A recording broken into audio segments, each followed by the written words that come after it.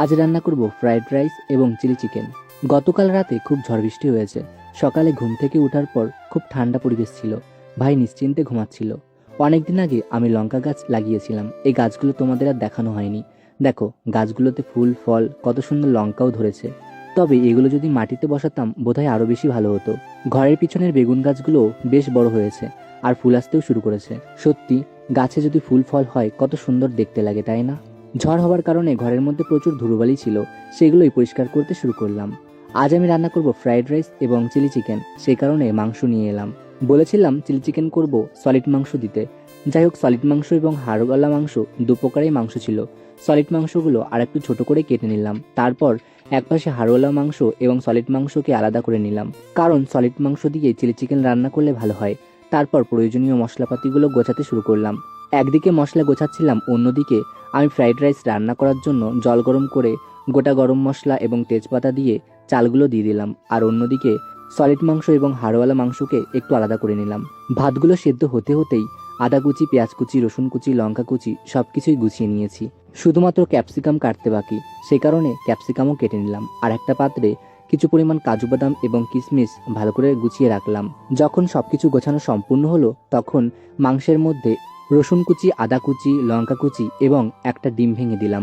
আর তার মধ্যে কিছু পরিমাণে সয়া সস এবং ময়দা দিয়ে ভালো করে মাংসটাকে মাখালাম।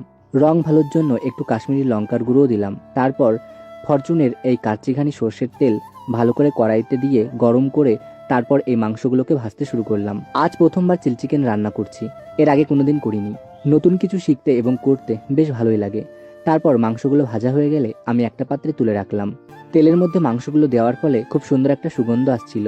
ভাতগুলো থেকে জল নিগড়ে আমি ঠান্ডা করতে চাপিয়েছিলাম। যখন মাংসগুলো ভাজা হয়ে গেল, তখন অন্য আর একটা পাত্রে Kissan sauce, soya sauce, red chilli sauce এবং গ্রিন চিলি সস, কাশ্মীরি লঙ্কার গুঁড়ো, শুকনো লঙ্কার গুঁড়ো, লবণ এবং গোলমরিচের গুঁড়ো দিয়ে ভালো করে মিশ্রণটা মাখিয়ে নিলাম। আর ভাই এদিকে ভাজা মাংসগুলো খেতেই ব্যস্ত। তারপর কিছু পরিমাণ ময়দা দিয়ে কিছু পরিমাণ জল দিয়ে সেই মিশ্রণটাকে গুছিয়ে নিলাম।